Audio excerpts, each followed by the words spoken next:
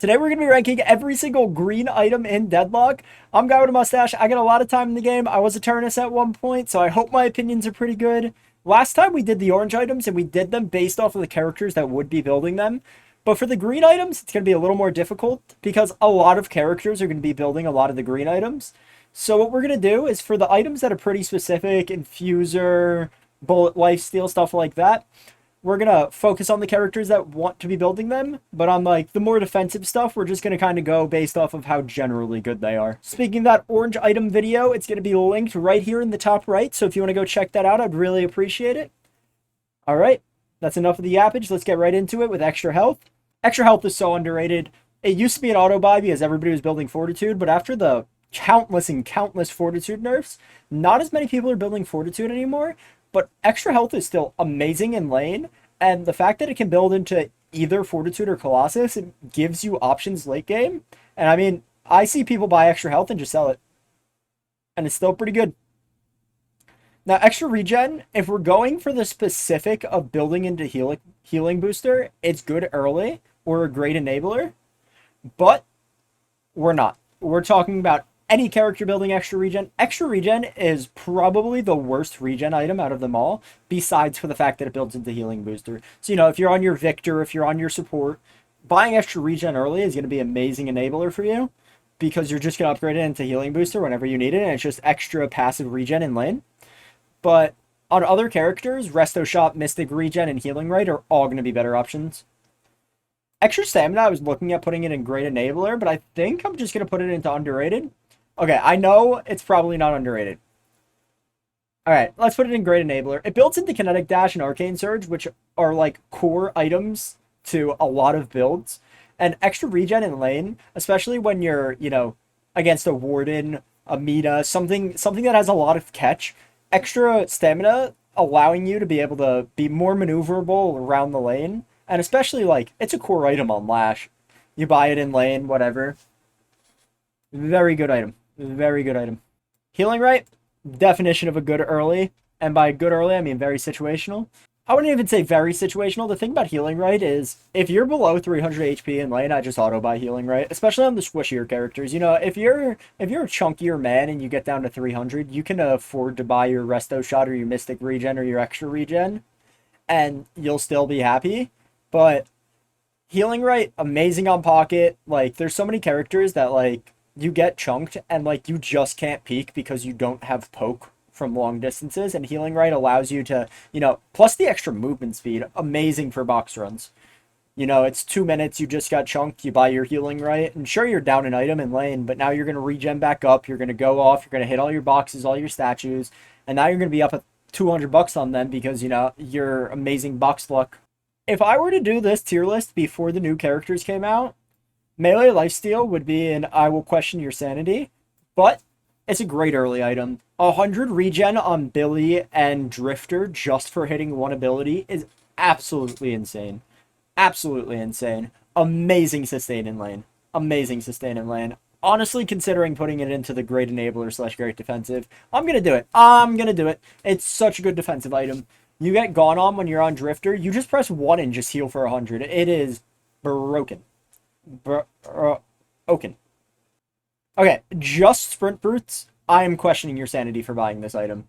If you're buying enduring speed, like, okay, with an 800 item that upgrades into something good eventually, i.e. extra regen or sprint boots, I'm gonna question you for buying it in lane. Because you're not gonna just buy, okay, if you're buying sprint boots at, 9 minutes because you have an extra $800, sure, that makes sense. But in the context of lane, buying sprint boots early just makes no sense to me. It makes no sense.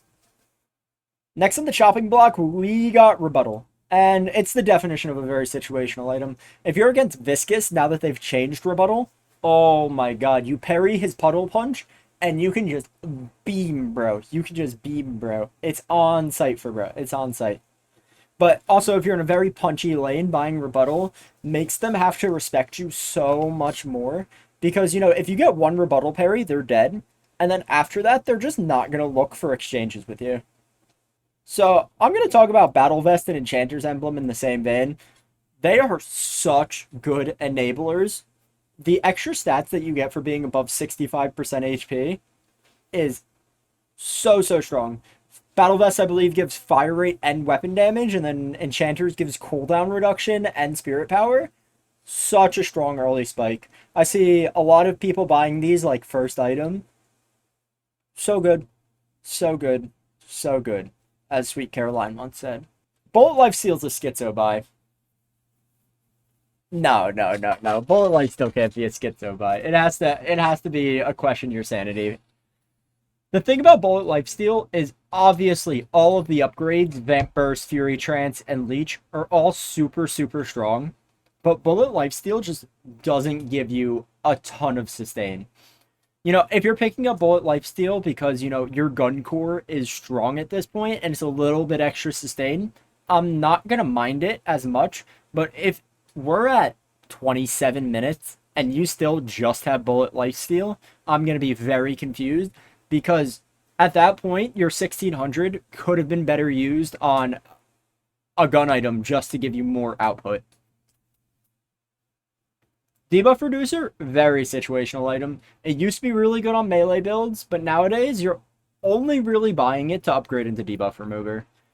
Because, okay, back in the day, before the item shop changed, you would buy Debuff Reducer a decent amount against, heavy CC comp.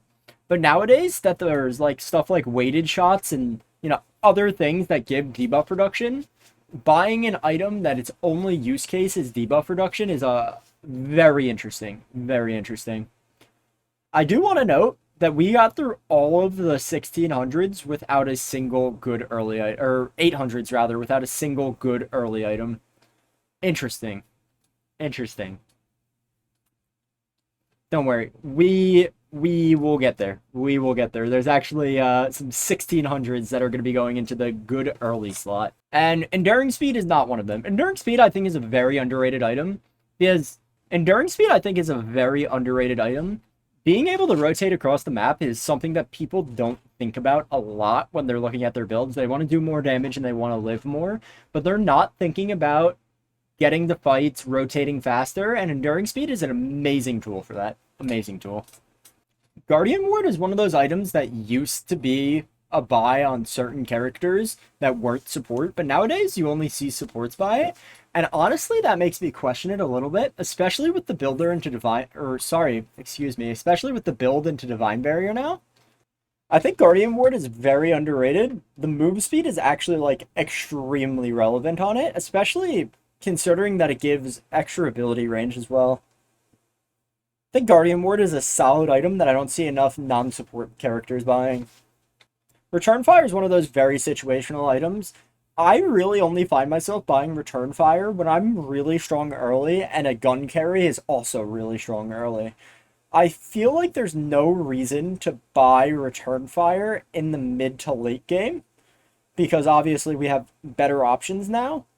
Very situational item. We'll say that much. We will say that much. So I'm questioning Restorative Locket, because if we're thinking about the only character in the game that uses it right now, and that's Mina, and sometimes Lash/Yamato players, it's like a good item on them. But if we're thinking about the general cast, Restorative Locket is one of those items that's just like extremely underused. I do want to make a note. I am thinking about this specifically on Mina. I think it's a great enabler for Mina. I think the extra 2 stamina is so relevant on that character, being able to pop it after your 2 and just get the fuck out of there. Excuse my profanity. On Mina, I say it's a great enabler. On the rest of the cast, I'd say that it's like a very situational item. Even question your sanity, but specifically on Mina, let's put it up there for the Mina. Reactive Barrier, it scales really well late game nowadays, but I still think it's one of the things that if you're not picking it up early, you're not going to pick it up late. So I think it's the definition of a good early item. Healing Nova, I think, is extremely underrated. Recently, one of my buddies that is a hard support player is just getting back into the game. Shout out to my boy Shires. But he buys Healing Nova, and holy hell, bro. The amount of healing output that you can do with Nova after you buy it in lane is absolutely insane. He plays Ivy, so it just dupes the healing back and forth between the two of us. We go from like 400 HP to max. Insane. Insane. I think Healing Booster is definition great enabler. Turns on a lot of support builds. Amazing item. Heal Bay might be Giga overstated. The healing on kill is like so strong, plus the anti-heal being very, very short cooldown. I am comfortable putting Healbane and Giga overstated. Everything that I said about Bullet Lifesteal, about Spirit Lifesteal, though it is a little bit better. If I were to sort these tiers, I'd probably put Spirit Lifesteal really high in this tier, but that's about it. Spirit Shielding is the same thing as Reactive Barrier. It's just a really good early pickup, and though it does scale late game now, it's just never something that you're going to buy late game when you can buy Spirit Resilience or any of the other resistances.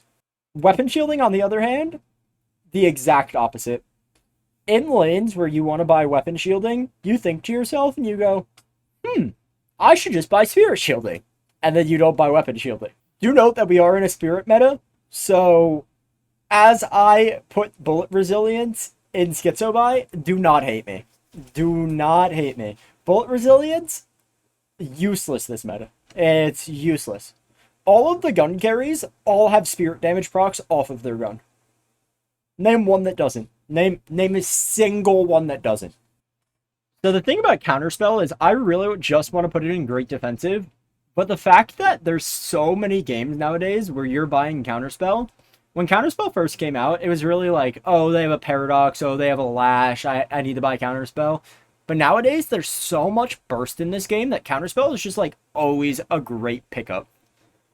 I think Counterspell is like one of the best items in the game, but it's never like the best item in the build, if you know what I mean. Debuff Remover, textbook, great defensive. Awesome item. Awesome item. I think since the Fortitude nerfs, people are really underrating Fortitude. I think Fortitude is a really good pickup on characters that, one, like movement speed, and two, that kind of want to stay active, but a little bit further back. Fortitude, awesome item. Really enjoy it. I enjoyed it more when it was broken, but, you know, things can't stay broken forever. Fury Trance? Yeah, Fury Trance is, like, one of the best items in gun builds. I never find myself building Vamp Burst because Fury Trance exists. Like, okay, the downside of being silenced and having your stam locked, so bad. So bad. But, hear me out. You only pop Fury Trance when you have no abilities and are low on stamina. And then you just pop Fleet Foot, and then you have infinite ammo, and you can just slide. And, yeah, Fury Trance, very strong. Very strong. Spirit Resilience, it's Spirit meta, bro. If you're not buying Spirit Resilience in these games that we're playing in this meta, you are an absolute Giga Chad, and I respect the fuck out of you for letting me get 20 kills on you. Thank you. Rescue Beam, definition great item. Like, stats aren't great, but the fact that you can pull your teammates out of horrible positions, the fact that you can carry yourself, carry your teammates, awesome item. Awesome item. Metal Skin I want to put in underrated, but I think it's just textbook, very situational. Metal Skin's a good item. You don't see people buying it nearly as much as you used to. Back in the day, when people found out that you could stack Metal Skin and return fire, and there was a haze on the other team, it was just over for them. It was just over for them. But nowadays, like, nah, I question your sanity for picking up Metal Skin, because if you want to buy Metal Skin, you could just buy, like, return fire Battle Vest, or just save for plated. Like, no reason to be buying Metal Skin when plated exists. Okay, this might be a schizo take, and I'm sorry if it is, but Majestic Leap is the best item in a Pocket, Warden, or Lash build. On the characters that want to build Majestic Leap, being able to rotate around the map so quickly is insanely broken. I play all three of those characters, and every time that I pick up Majestic Leap, I'm like, wow, I can just be active on the map for free. Thank you. Life Strike, great enabler, great defensive. Like, literally both of those things is what Life Strike is, so it's going to go into this tier. With all of the characters that now have melee abilities, picking up Life Strike is really good for sustain. And honestly, I've been seeing people rush it. It's very interesting because on Drifter, I think you healed like 200, which is an insane number for one ability. An insane swing in HP. Because if your one does, let's say, 300 damage because you're getting the Spirit proc, and you're healing 200, a 500 swing in HP at 12 minutes is like fight winning. Fight winning. Stamina Mastery nowadays is underrated. When you used to buy Superior Stam, like, Stamina Mastery nowadays is completely underrated. Back in the day, people used to be running around just buying Superior Stam to fill out a slot, which, fair enough, but it used to allow you to rotate around the map so much better because it used to also just be base you gain 3 Stam, which is so much better than what Stamina Mastery is now. But I still think that the item's really good. I don't find myself buying it very much. Alright, I'm talking myself out of this. I only buy it on Lash. I don't think it's a situational buy. I think it's a question your sanity buy. Because, like, if you're buying extra Stam, you're going to want to upgrade it to Arcane or Kinetic Dash. With the buff, the Trophy Collector, it's just Giga overstated. It's not something that you hard force on every single character, but on the characters that enjoy Trophy Collector, you get so much value from playing around Trophy Collector correctly. And, mind you, obviously you need to get 16 stats for it to, or stacks rather, for it to be Giga overstated. But once you get to like that 11, 12 stack range, you're just going to be making so much passive income and getting so much passive value from Trophy Collector existing that it is so, so worth. Veilwalker's so underrated. I've been buying Veilwalker on characters that it doesn't make sense on and just really enjoying it. I think it's better than Fortitude nowadays, and I think the extra movement speed that you get from it is underrated. The healing that you get from it is properly rated. Back in the day, it used to give you an insane barrier, and they put it up to 6,400 because of that, but now it's back down to 3,200. I think Veilwalker is just like an overall really strong item that you don't see a lot of people buying. People are buying it on Drifter, but like, I don't know. Could be buying it on a lot more characters. Warpstone, textbook great enabler slash great defensive. It does both of those things. If you're playing an engaged character, being able to use Warpstone to get in and abilities to get out, awesome. If you're stuck in a chase, having an extra movement option on a cooldown, amazing. Need I say more? I don't think I've ever seen a single person buy Cheat Death. That's it.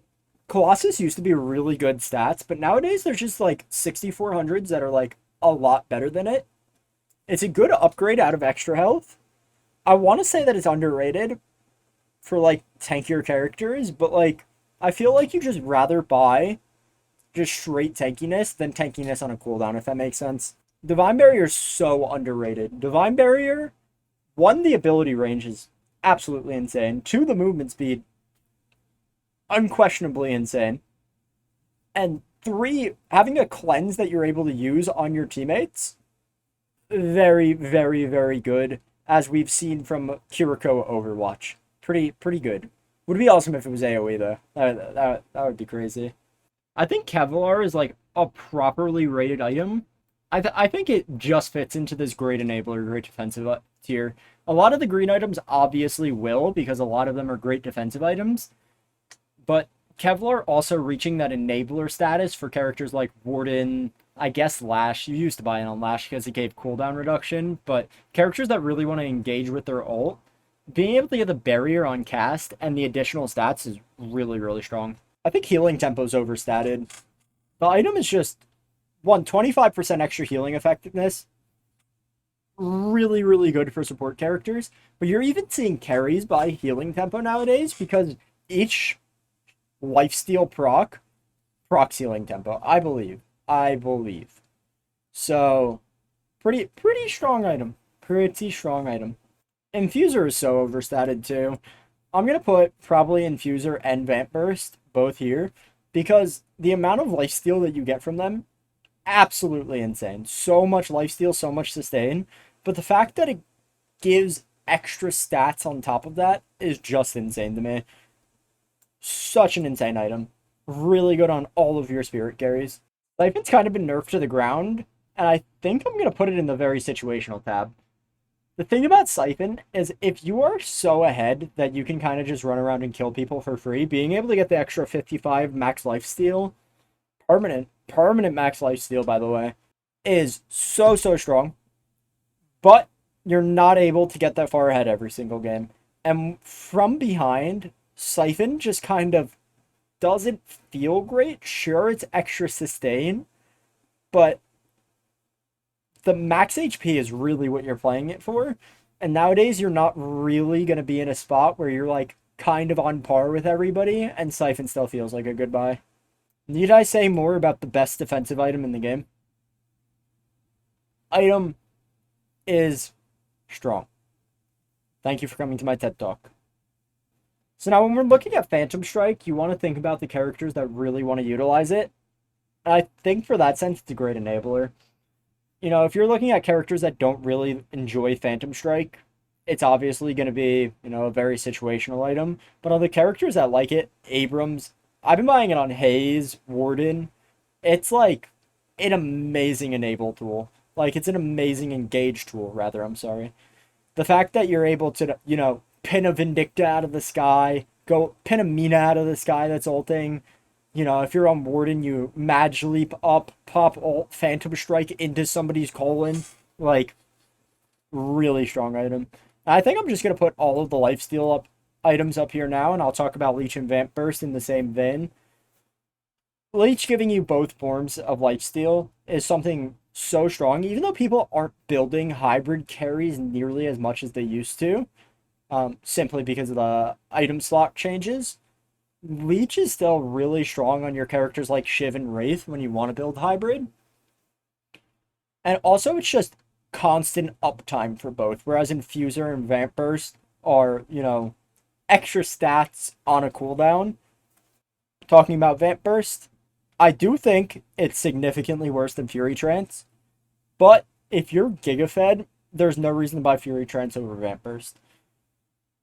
If you do want to kind of gank early and play to your strengths, Fury Trance will be better. But if you're one of those players that likes to buy Ricochet at 15k, see my YouTube short about that one in the corner. I sorry, I went on like a minute and a half rant about how I hate Ricochet. But if you're one of those players who enjoys that, then you can just save for Vamp Burst. And once you are active, you're going to be unkillable with Siphon Vamp Burst, especially on characters like Hayes, Wraith, like very, very overstated item. Juggernaut's really good on the characters that enjoy it, but I don't even see the characters that enjoy it buying it very often. It's always like a really late pickup, but once you are picking up Juggernaut, it definitely is a spike in power. It's a 6400, so obviously it's going to be a spike in power, but the one melee resist is actually like cheeky good on it, but the slow resist and the extra movement speed, really, really, really good. Inhibitor at one point in this game's life cycle was the best anti-heal option. Inhibitor used to be so good, but nowadays I think you're only really buying it from a spot that you're strong in or a spot that you need a ton of anti-heal in. I think Inhibitor is one of those items that is going to be really, really hard to balance in the future, but I think it's in a good spot right now. I hope it's in a good spot right now. Spellbreaker, okay, if you guys have seen success from playing with Spellbreaker, let me know in the comments below. But for whatever reason, whenever I buy Spellbreaker, it procs on a random burn tick of Infernus, and then I get Yamato Power Slash for my entire health total. Like, it just doesn't do what it's supposed to do. Unstoppable, I really want to put in very situational, but with how much CC is running around in the game, I don't think that you can. I think it's just a definition great enabler. I think being able to turn on, you know, your Dynamo ults, your Lash ults, your Haze ults, or even just like you, it turns you on. It turns me on. Unstoppable. Unstoppable. Sorry. Where was I going with that? Okay, yes. With how much CC is running around in the game, being able to just go unstoppable for however long it goes, you'll see it on screen right now, hopefully I'm not too lazy, is really, really, really, really, really, really, really, sorry, dude, I just get horny for unstoppable. Oh, I love that item. Speaking about items that I love, Witchmail. I love Witchmail. What an awesomely designed item.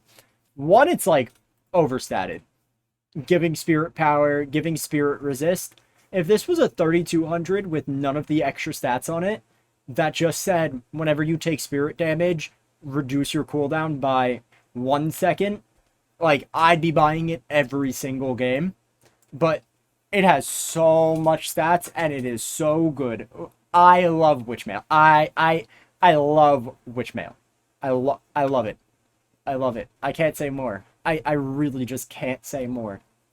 I'm looking at this tier list and I really like how it looks. And if you like how I look, even though I got no face cam, please consider subscribing. Drop a comment on what you want to see me do after I'm done with this tier list. Because obviously we got the spirit items to go through after this, which are going to be very interesting because some of these are schizophrenic buys. A little spoiler for next episode. But thank you for staying to the end, and peace.